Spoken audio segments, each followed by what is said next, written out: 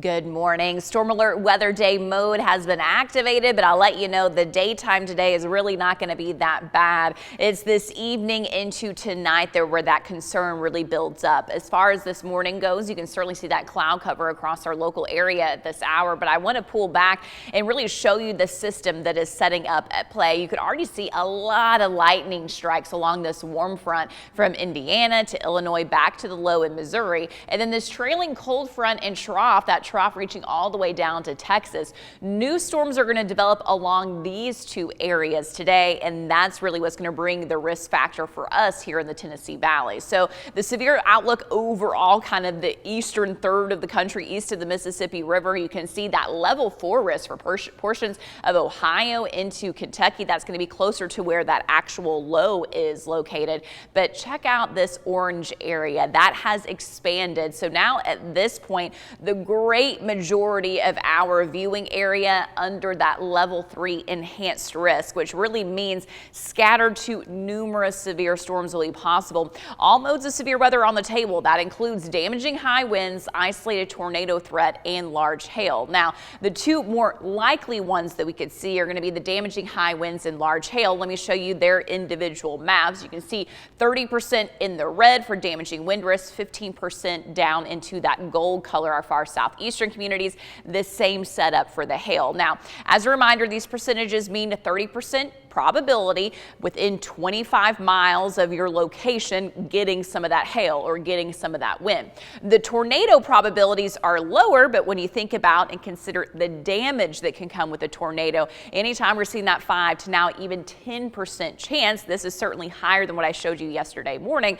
We want your ears perked and for you to be paying attention for that severe weather threat for this evening time, particularly Athens, Cleveland, down towards Ringgold, Lafayette, and Westward, where that 10% is into play. In fact, those communities, not only just that chance of an isolated tornado, but the Storm Prediction Center has even highlighted those areas with a significant tornado risk. Basically, that means the probability of an EF2 to EF5 tornado. So that means those stronger tornadoes are possible. So certainly something that we want you to be aware of. Know your severe weather safety plan. Know how you're going to get multiple ways for notification. So during the daytime today, it's mostly cloudy. That wind starts to pick up from the south. Just a couple of spotty light showers here and there. Really, that's it for this morning right into the afternoon. Let me take you to the evening. So startup time about 6 p.m. for that severe threat. That's 5 p.m. Central Time.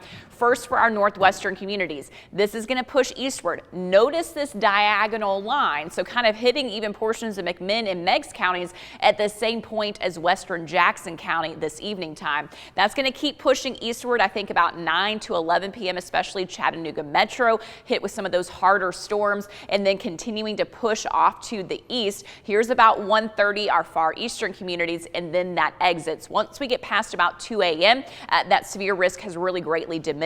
Now, for your Wednesday, it's still going to be breezy. A little bit of a difference, though. That wind is coming from the west, and we'll have some backside kind of scattered showers Wednesday afternoon into the evening time, and significantly cooler air. That cooler air is going to be there on Thursday as well. Total rainfall then from this event, we're looking at on average about a 1/2 inch to 1.25 inches across our area. Highs today, they're going to be warm, upper 70s to 80 degrees. We have the humidity that really acts as the fuel for those storms as that cold front sweeps through. And then a drop. So 59 for your high on Wednesday, 56 on Thursday, 57 on Friday. In fact, Friday, Saturday, and Sunday mornings all have that frost and freeze potential for some of those spots, especially outside of Chattanooga. So if you already have some spring plants, aware of that as well. It's got to be one of the last of the year, right?